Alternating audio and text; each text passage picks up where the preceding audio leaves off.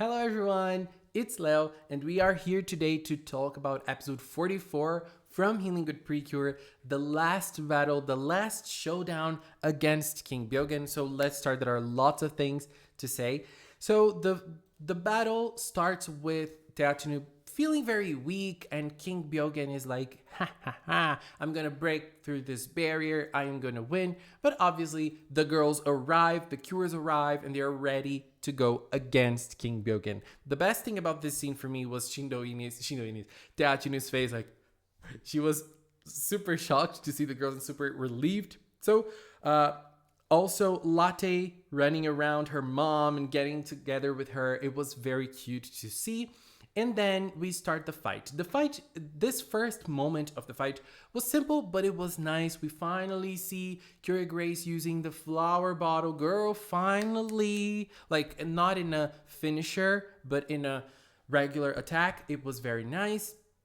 We see the other girls using different bottles too. It was cute. But the most important thing here was Cure Earth's moment. She absorbed Shindoine so she could break the barrier of King Byogen. And it was very cute seeing little Shindoine there. Very, very adorable. And King Byogen said something at this moment when he saw that she absorbed Shindoine. He said that he didn't really care about that. He didn't really care that Shindoine was purified because he can create other minions. And we know that this is something easy for him. He just has to throw some Byogens there, and the Byogens have to infect people. We know how they're born.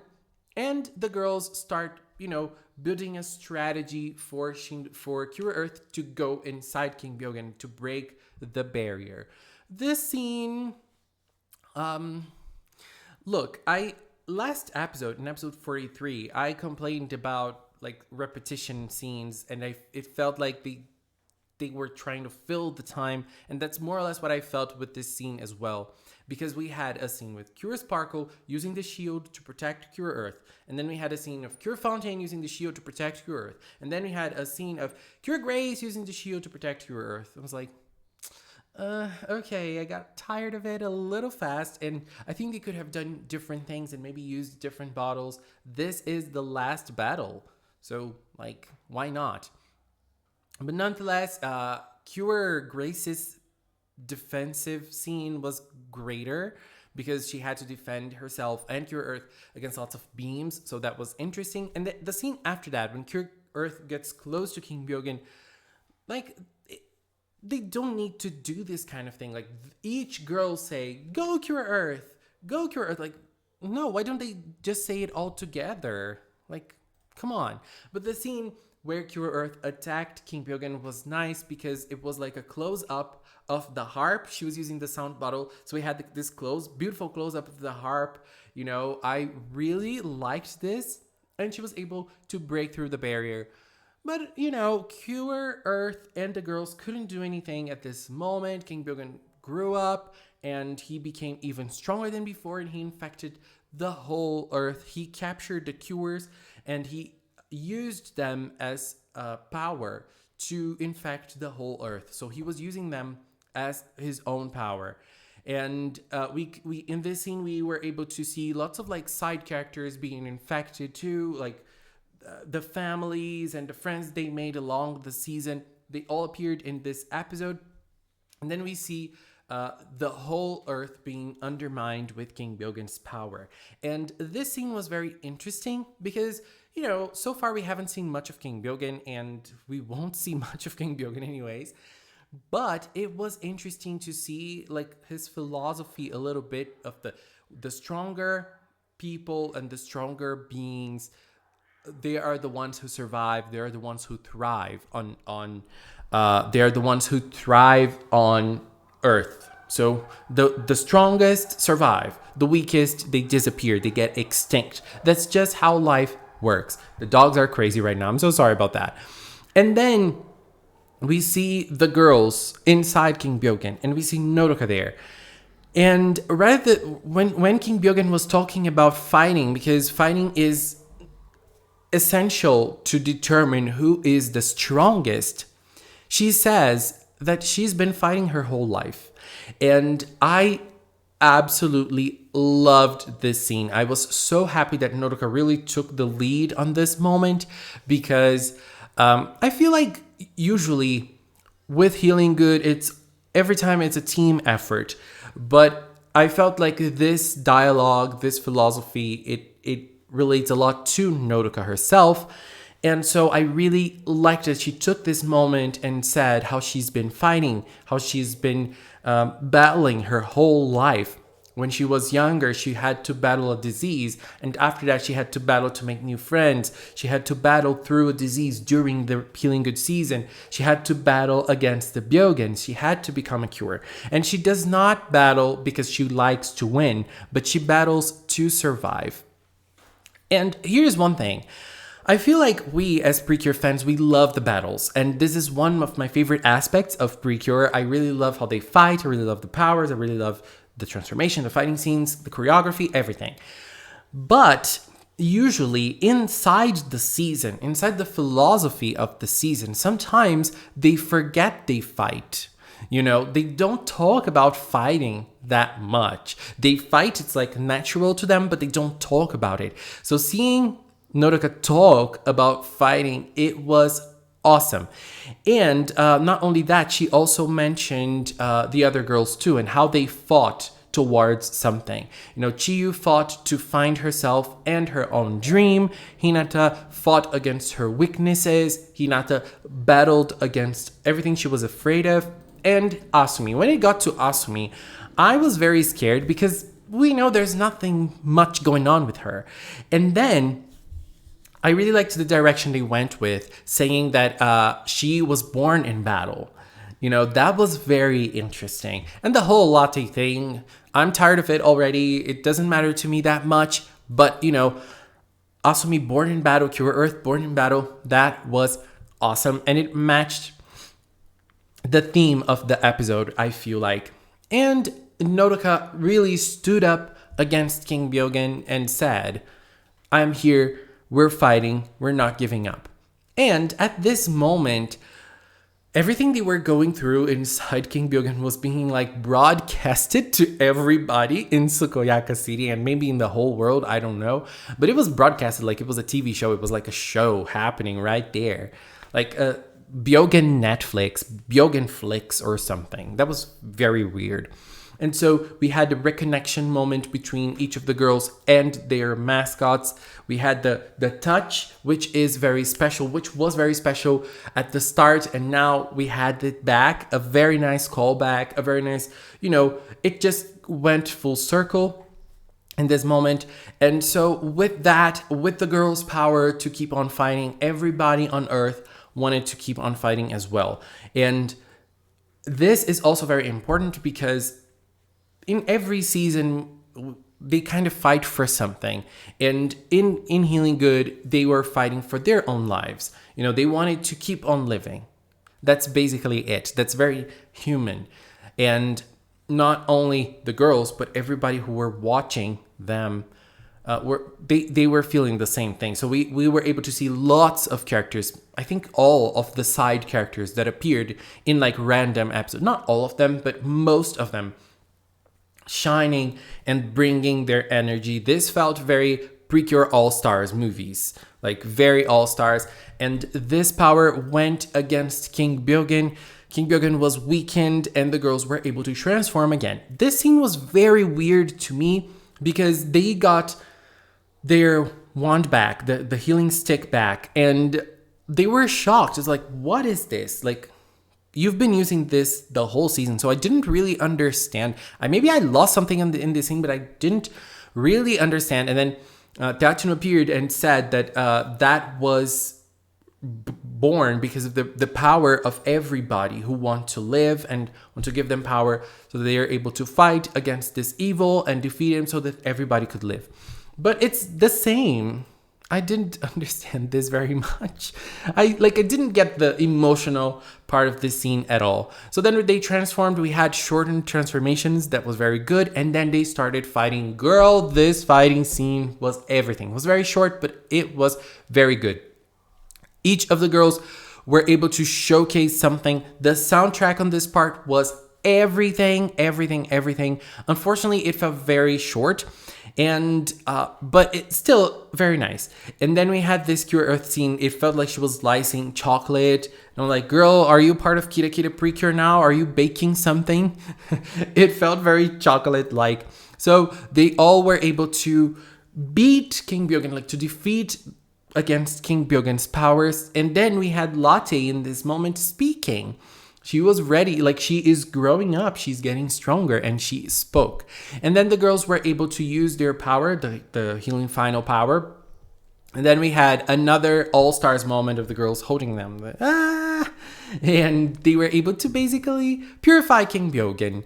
I just had to put this shot because this is one of the most beautiful shots of this episode. I really loved it. And we were able to see the girls with their power-ups. Unfortunately, they didn't use the power-up in the episode at all. Like, they only used it in the attack, but they didn't fight in it. I was a little disappointed in it. But, okay, so let's talk about the fight a little bit. So we had the fight. The girls fought against King Byogen here. And they all used a little bit of their powers. But it felt very easy. And it didn't really match the powers that they had prior to this episode at all. And maybe it's because King Byogen was already weakened by everyone's power. But I was expecting a little more. I wanted to see them fight a little more and use more of their powers and maybe fight with the power up to outside of the stock footage, because we didn't see them using them outside of stock footage in a fight in this season, unfortunately, which was very sad. And I like this power up. You know, it's not my favorite power up in the world, but it's beautiful, and I wanted them to use it in an actual fight. And you can look at me and say, but it's big, they can't fight in this. Well, they can. We've already seen them using power-ups, crazy power-ups like this, and kicking ass in other seasons. So they can fight with big dresses and wings and everything. Like, this does not stop them at all. So the fight itself, it was so short, it was so rushed, that I felt like something I was not expecting, but I wish it was longer. I wish it was longer, and I wish they showed a little bit more. But, you know, Healing Good overall, the Healing Good cures overall, they're never really too much focused on fights. So, like, they can do some creative things here and there, but overall, the fights are very simple. And I was not expecting, because I set up and said, look, I don't think the fight will be anything spectacular. But, you know, there was this little wish deep there inside my heart. It didn't get fulfilled, but let's continue. At this moment, the girls were super weak, and so they fainted, and then Latte was able to use the healing power. Now Latte got stronger. Latte got super stronger, and then she was able to heal the girls. And this scene, this moment right here, I loved it. So beautiful. So. The art, this part, girl, everything. And then we see like their families and people close to them getting together and going there to actually see. And the girls were sleeping peacefully and healed. And they all know that they are cures now, but they decided not to tell the girls because they kept it a secret, so they're going to respect it as a secret. That was Saya's father's idea. Thank you. I love him. I'm gonna get married to him. So we see them, continuing their lives normally with the healing animals. Everybody in the city know that they are cures and the healing animals exist, but they pretend not to. It was very funny. It was very cute. I really liked those scenes. But then we have the goodbye. So the healing animals, Latte and Asumi, are gonna go back to the healing garden. They're gonna return. And the scene was cute. And they're like, we're trying not to cry, but Peggy-tan couldn't hold himself, and it was adorable. Hinata couldn't hold herself also. Nyatoran petting her, that was very sweet. And then we had the biggest goodbye, which was Rabirin and Nodoka. This moment felt very cute. It was my favorite goodbye moment. Again, Latte was totally forgotten. Like, she spent the whole season with Nodoka in Nodoka's house, and we didn't have a proper goodbye between them either. Like, as I always say, the writers of Healing Good, they sometimes forget Latte exists, and that happened in the scene. Obviously, Rabirin and Nodoka are way more important, but Latte exists too. Come on. Oh God. And it was super cute seeing how Nodoka has changed over the course of Healing Good. Super, super adorable. And I really liked her evolution, because if it were at the start of the season, she would probably cry a lot. But now she is way more mature and she's ready to say goodbye. And this isn't really a goodbye. We know that. And she finished the season saying matane. Not the season, the episode, saying matane, because we know they're going to meet again next episode. It's going to be a fun last episode. I just cannot wait. Cure Summer, are you coming? Are you coming? I'm excited. So, this ending scene, let's talk about this ending scene. I felt this ending scene was cute. I felt like they were trying to hold back the emotion a little bit. Like, they didn't want to make people cry at this scene. Like, they wanted to bring the emotion and take it away. Bring it and take it away. And that's how, more or less, how I felt about it. It's good because it's different than the Star Twinkle scene, for example, that they wanted you to cry, and they succeeded.